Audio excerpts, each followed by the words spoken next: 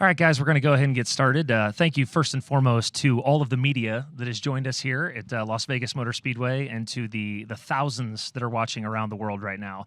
My name is Michael Rigsby. I am the general manager of FloRacing, and it's a very exciting day for a couple of reasons. First of all, the sun is shining. It might be a little windy outside, but the sun is shining here today at Las Vegas Motor Speedway as Season 2 of the National High Limit Sprint Car season kicks off in about 2 hours or so. The first car of hot laps will hit the racetrack.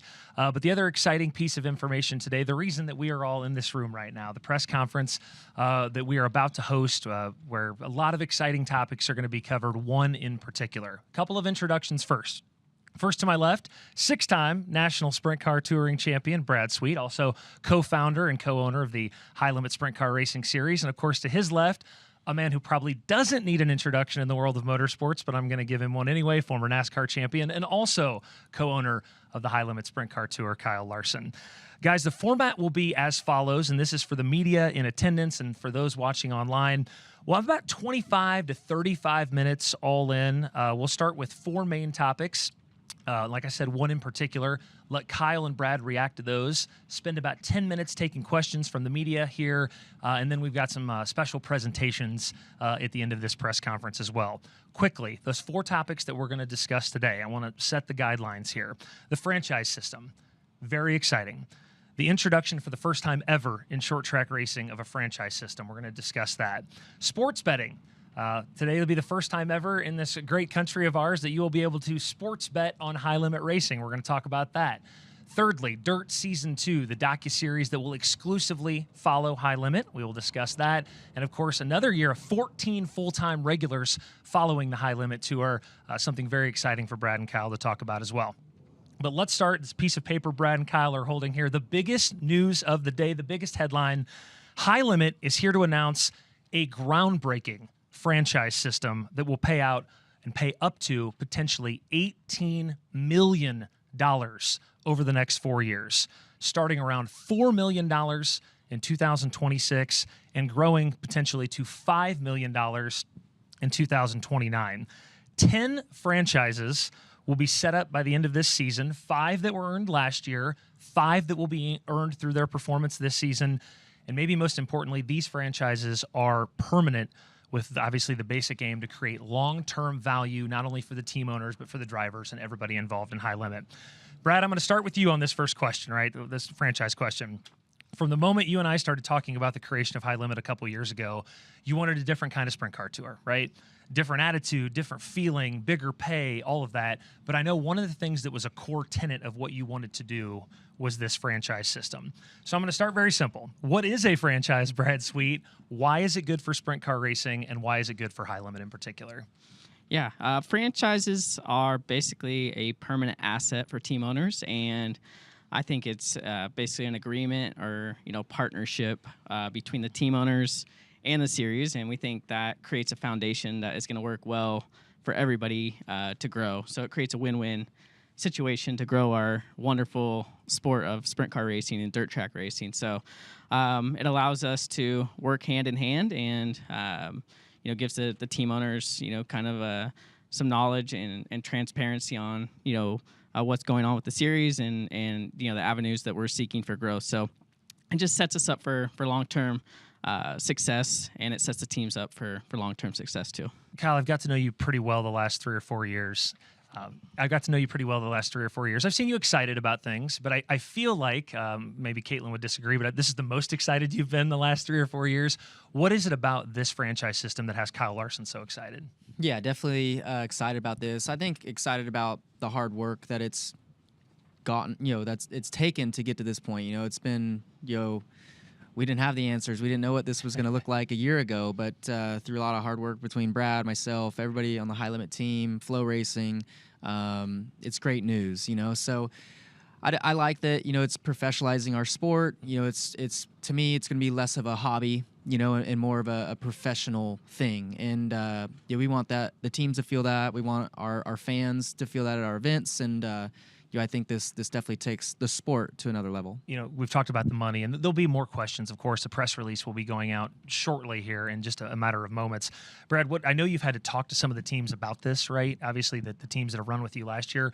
What are the biggest questions they've had, and what have been your answers to those questions about the franchise stuff? Yeah, I think they see the guarantee, and they just want to make sure, we're not changing some of the dynamics of the sport that make it so great. So purse money's not involved in those guarantees. It's kind of a different way that, to necessarily pay the point money and the tow money is, more tied to those guarantees. And we're still, going to have purse money and grow the purse money and grow our events. And, the permanent franchise members aren't going to, have guaranteed starting spots into every A main or anything like that. You're still going to have to go out and perform and race at a high level. And, it's a 2-year running average. It's kind of in your points finishes. It's going to dictate where your franchise, is. And obviously the value's, higher. And so you can, there's still extreme, motivation for the race car driver to run well night in and night out. So yeah, it's just a lot of added value and not really taking away from anything that's great, about our sport so far. Kyle, I know you've talked to some of these teams too. What has been the reaction when you've talked to the teams and you've called and kind of laid out some of the numbers? And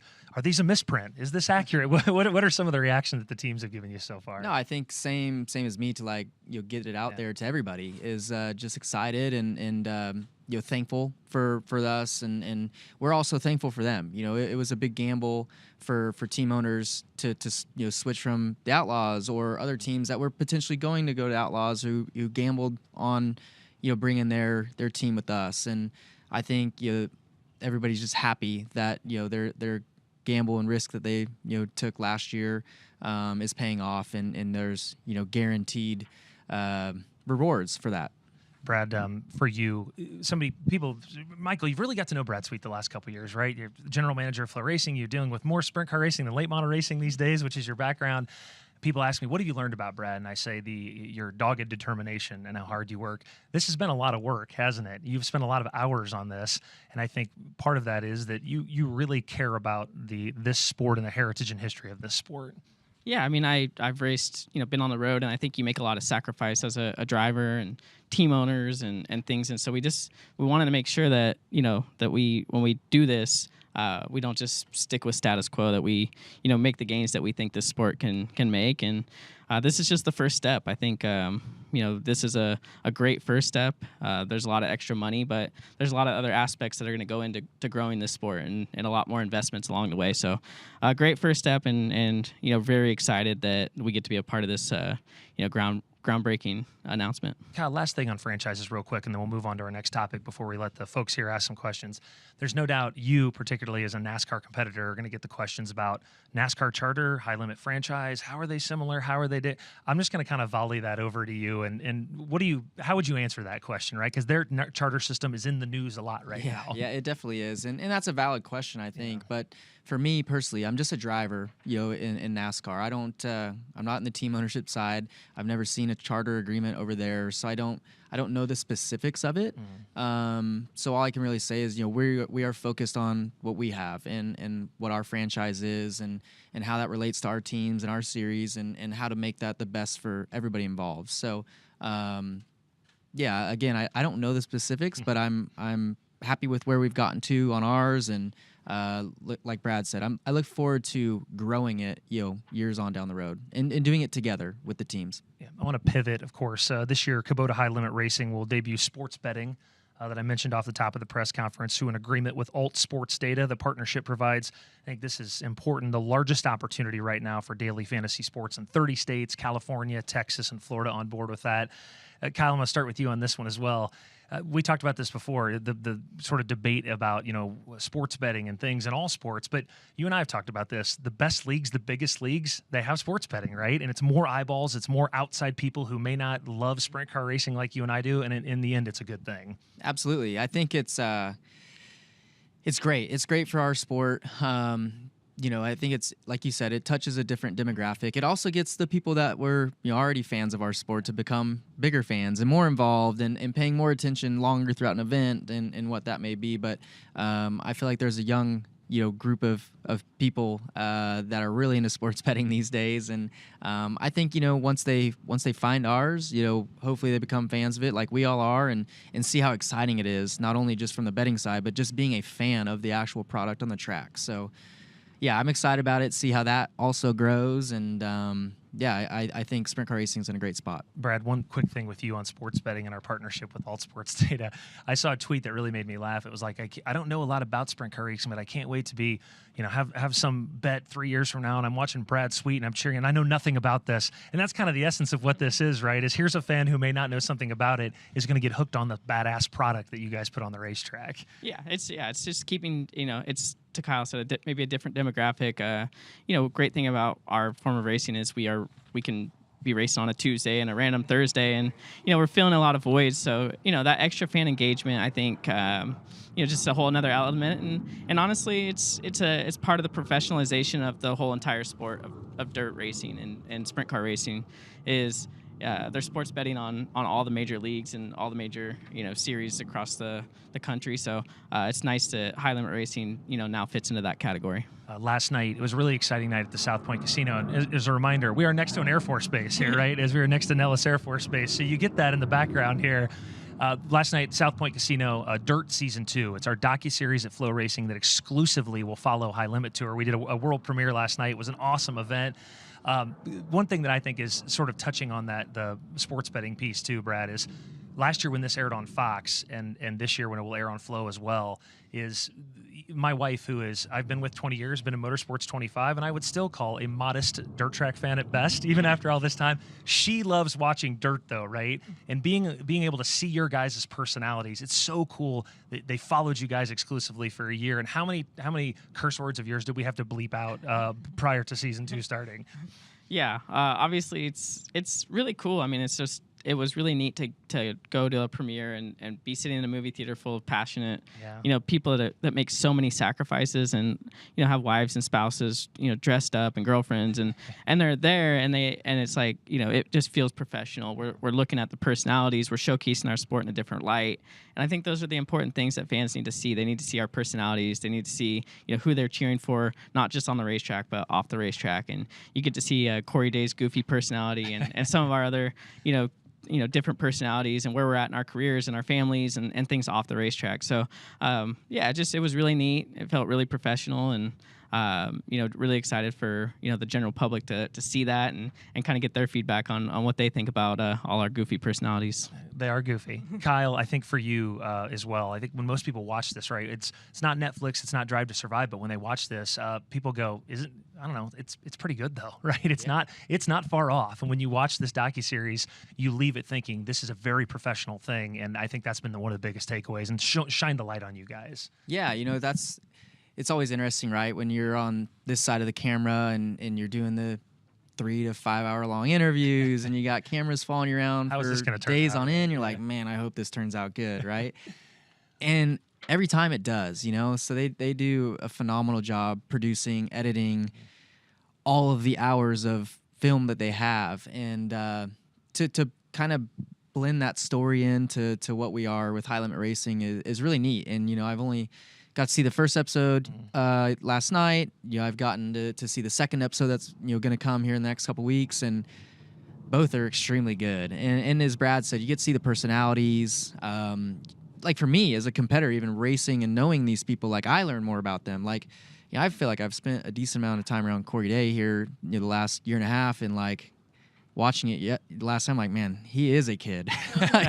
This guy is very much a kid. So, and then seeing him around his like buddies from home, like you get an even closer eye into what his personality is and how much of a kid he and his friends are. So, but he's a great personality to have in our sport, as well as everybody else, on the tour. And I just look forward to the fans kind of getting to connect, through that, dirt with our drivers and becoming even more of a fan of our series. And a reminder, stay on this stream. If you're watching online right now, we will be premiering the first episode of Dirt Season 2. Will air just before Hot Laps tonight. So the world will get to see it for the first time tonight, airing on the stream just before Hot Laps. Finally, Cal, start with you and then Brad, and then we're going to open up to questions. 14 full-timers signed on this year. When you guys started this endeavor a couple years ago, I'm sure you thought you'd have a full-time field, but here you go. 14 guys have said, hey, you guys have started a sprint car tour. We believe in you enough that 14 of them have decided they're going to go out on the road and do it. That's actually a pretty cool thing, isn't it? It is. And a great field to boot. Oh, yeah, it is. And I mean, I think even looking at last year, we had, I think, 16 follow the whole season. I did not think that was possible.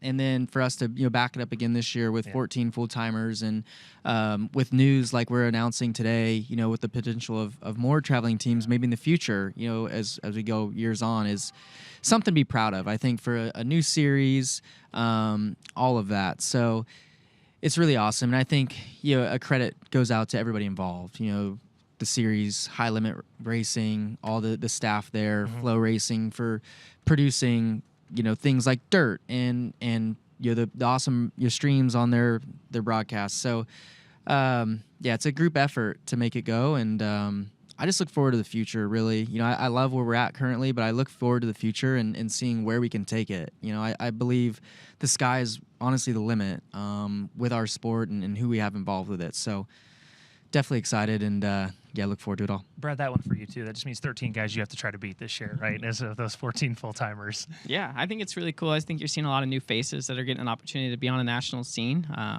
You're seeing more national traveling sprint car teams. So there's more resources and money out there. There's bigger streaming audiences than ever, and it's just super beneficial. And it's really gratifying that so many teams come and believe in us. It's one thing when you're doing the planning phase and will anybody show up? Yeah, and I remember having the whiteboard, when we were going through it and trying to figure out, and we would have never imagined 16 would have signed on and 16 would have stayed, and then even this winter, there was always that, well, we're losing a few, and so it's really cool to be here in Las Vegas, have all those guys travel so far and kind of have this atmosphere that's here right now to kick off this season. And there's so many fun storylines. It's just going to be a really fun season. We're going to go ahead and open it up to questions from the media. I will have the media members ask the question, and I will reiterate it so the folks at home can hear it.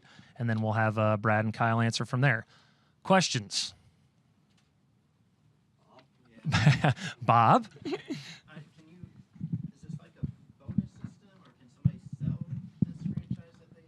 Let me. But just I want to reiterate the question so I can hear because Bob doesn't have a mic. Bob Pockris asked, "Is this a bonus system? Is it sellable? Is it a sellable asset, etc.?" So go ahead. Yeah, it's a permanent asset that will be able to be bought and sold. It's tied to these guarantees and then some of these other pools of money that will be in the system for performance, etc. So we look forward to seeing what that looks like down the road. We don't know in the short term, if anything's going to get bought or sold, but, plans change, and that's certainly accessible for the owners, and that's one of the main objectives is to create that extra added value. Go ahead, Bob. And then where is the funding coming from? Flo? Is it coming from Kubota, or is it just coming from your whole Yeah, I think, and I'll let Brad and Bob ask basically where's the funding coming from this. I think looking long term at High Limit in the series, I think that the belief is there for the growth of the series through sponsorship, through streaming revenue, through the actual growth of the series, through advertising. A lot of buckets go into making things like this happen, right? So yes is the answer to all of those questions, right? Everything that makes that up will go into that, Brad, which I think is the correct answer. Yeah, I think it's just everything that we're seeing, the growth and how well we did in year one is allowing us to make this sort of a commitment. Jeremy. So for 2026, how's that work? I mean, is it the 2024, 2025, and then they're in those positions? How does this all work as, with the points and whatnot for 2026? Like Brad wins points this year. You're Yeah, we can answer that. Yeah. Jeremy Elliott from Sprint Car Unlimited. How does this charter system begins in 2026? How are you setting 1 through 10? Right, is the question, Brad. Yeah. So basically, the first top 5 in points were issued guaranteed franchises in year 1. The next 5, based off their 2-year average from this year, will receive the next 5 franchises. And then, because of the 2-year combined, we'll create your position for 2026, and then it's a 2-year running average. Okay, so at the beginning of the year you get that, or is it at the end of the year? You mean when do we pay the money? Is what you're asking? We'll disclose that with the teams on exactly how the payment schedule will look like. That's some of the details that we're going to sit down and want to kind of share with them and make sure that it works great for everybody. But the values are there, and how they're paid out will come. Yeah, I can tell you enormous amount of thought and time has been put into all those things. And I think from Brad's perspective, this is sort of for lack of a better term, kind of an intimate agreement with the teams that they have, right? So they want to address it with them first, and then the details will come out after that. Yeah, of course. The other thing is, it says $4 million, it adds up to 2.6. What's the other 1.4 million? You want to go or you want me to go? No, I mean, I'll go. You said you wanted to. Oh, right, yeah. Fair enough. Jeremy Elliott, Sprint Car Unlimited, was on the sheet that has been passed out to the folks that obviously when the press release goes out later that everyone will be able to see, there's a total of a $4 million maximum franchise investment for 2026. The top 10 equals $2.6 million. There's a $1.4 million delta in there. Jeremy's question is, where's the $1.4 million? Yeah, and some of those questions we want to answer at a later date, but there's some pools of money and that are additional for performance, and then there's some additional money for non-franchise teams to compete with. So we'll disclose how those will be paid out at a later date, but we certainly want to acknowledge there's still room for non-franchise teams in our series. Something as simple as most wins, kind of things like that, right? Yeah, correct. Yep. Anybody else? Jeremy took it pretty easy on us today. Some exciting stuff as we wrap things up here. I'm going to step out, and I'm going to let Brad and Kyle keep the microphone. The first, we mentioned off the top of the press conference, the 5 team owners who will be receiving the first 5 charters, first 5 franchises, in high limit history are here, right? Well, only 2 of them showed up, right? So what is Rico here or no? I think I see him over there. Yeah. Okay. So Brad and Kyle will be issuing those first 2 franchises here. So I'm going to step out. Yeah. I'm going to let Brad. We'll issue to them the guys that are here, and then if the media has any questions for to hear some of the car owners' perspective, we'd love for you guys to ask those questions too. But we'll start with is Rico? We say Rico's here or not here? No? Okay. Well, we only got 2 of them here, so we'll just issue them because we're kind of in the wind and up in the suite, so we got a little miscue. But we'll bring up Tim Clausen from Clausen Marshall Racing, and we'll issue his certificate. And then we'll have to get with Rico and Brent Marks and Roth Racing. All right, Tim. First ever franchise certificate, so welcome to... Thank you, guys. Welcome to the series. Thank you. Forever. Forever. Forever. Well, that's the goal. Yep. And then we'll bring up Casey Kane with Casey Kane Racing, obviously, for the second one. So there you go, buddy. Congratulations. Thanks, Yeah. Casey. Yeah. And if there's any questions for the car owners, I'll hand the mic to them, or I can. Oh, I will get a picture first. Okay. Go ahead, Jeremy. When you signed up for the series, did you ever imagine a payout like this? Is this kind of when they started talking about? I know they use charters. I think it was very smart to use franchises at this point. Definitely. So, when you look at this, what are your thoughts and your commitment that you made, at the beginning of this thing, and what it's turned out to, or what the direction it's going? Yeah, no, when we 2 years ago we were a regional sprint car team running with the All-Stars. And we were kind of on that verge of, do we go national racing? Do we go with the outlaw deal? What makes the most sense? And, when we sit down and looked at it, when you look to the future, Casey and I were just talking about it, there was no light, right? You look and it was, you get to the end of the year, try to cover the loss, get ready to go next year. So when Brad and Kyle came up with this and, kind of talked about these ideas for the first time ever, I mean, I've been in this sport for 35, 40 years.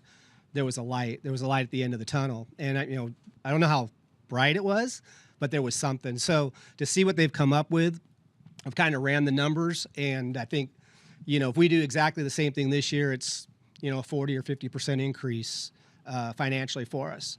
And then there's growth built in year over year till year 5. So, it gives us something to definitely look forward to, not only keep building our own team and our own driver, but, to have a stake in the sport now too, to help them build the series, because it's now rewarding us as owners.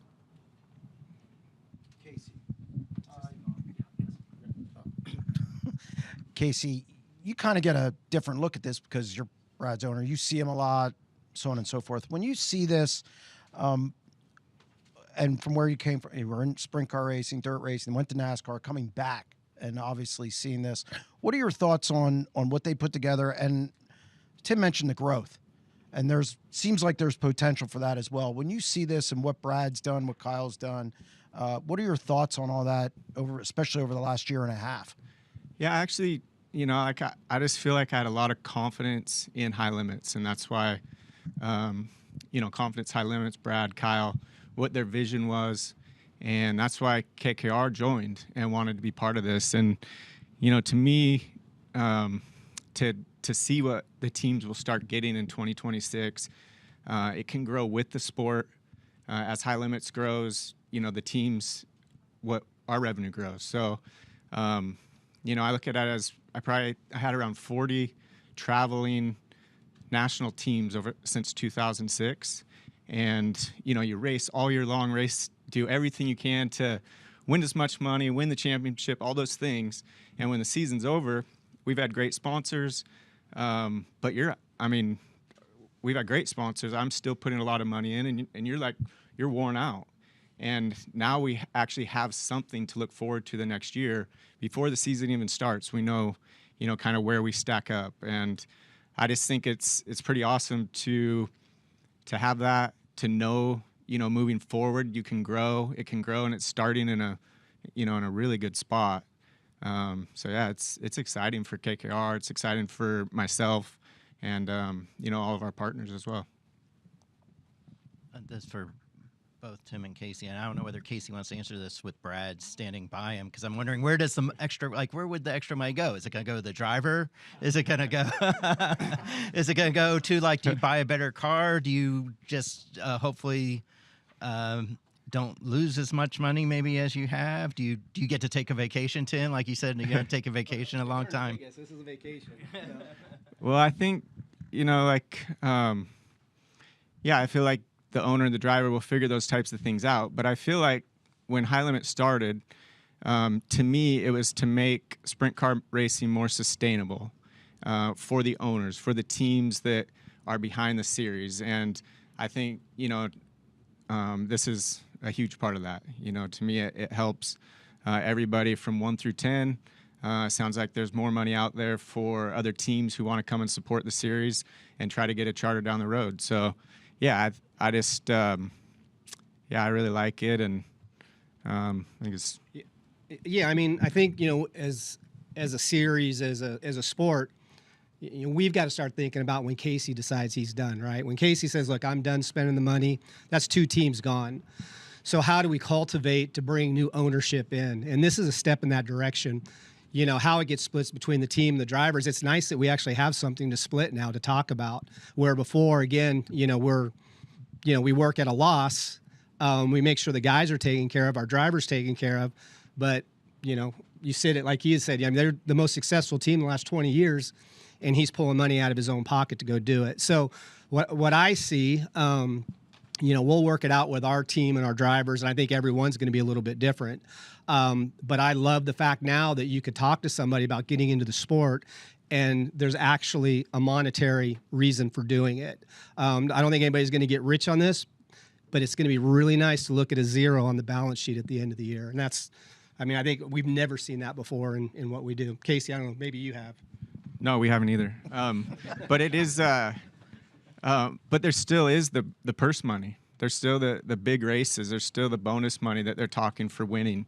All those things, add up, and the schedule, working with the teams for the travel plans to make sense of all that. Like, it's so far to me, High Limits has been, very upfront. We've, you kind of learn as we go, and but yeah, just trying to make sense of everything that we do throughout the entire season, traveling across the country, and understanding where we're going and why. And there'll be a lot of purse money for the drivers and teams to still really shoot for, and want to be on top of it, as you want your points to be. That's what 2 years. That's what gives you your charter, or your franchise. So it's I think it makes a lot of sense. Yeah, I'll say something. And even from a driver's standpoint, you're going to negotiate with your team owner, and now it maybe won't be where you just get to the end of the year and you get your check to get you through the winter. Maybe you'll actually be able to have some sort of salary or some sort of guarantees and performance-based stuff. So it'll feel a lot more like, a formal contract. And I think a lot of the team owners, will at least know what types of monies they're working with beforehand, and that'll allow them to, maybe get better drivers or negotiate with different drivers. Brad, this is for you. When, all through this process, it's been charter. Now it's franchise. Why the switch? Honestly, the main reason we switched to franchise is when I would try to explain what a charter is to a lot of people outside of racing. They would say, "Oh, so it's like a franchise." And so I feel like a franchise is just a way more mainstream term. It's what all the other professional leagues in the U.S. use, and it's just a term that I thought made more sense when we announced it. That maybe more of the mainstream people that don't know what dirt track racing are, as they learn about it, will understand, like, oh, there's a franchise system that's kind of like every other normal professional league or series. Oh. Mike?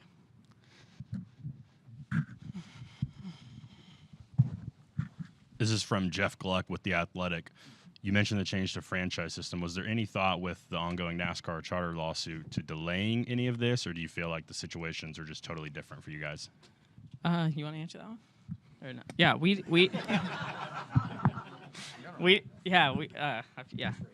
Anyway, no, we don't. We feel like a franchise system is, been successful and proven successful in many, many leagues, and I don't think it's the actual franchise or the system that's the problem. I think it's they're just having issues with inside of the system or inside of the so we think we'll be perfectly fine and successful, and there was really no hesitation for what's going on with them. We don't really see it the same as what we're trying to do over here. I think that seems like it's it from the media in attendance. I'll step in and have Tim and Casey step out real quick. Thank you, guys. We'll get some photos at the end. Thank you. A reminder that the first episode of Dirt Season 2 airs, if you head over to the FloRacing website, it airs on the Event Hub, or we'll start on the Event Hub right at 4 o'clock, so about 30 minutes.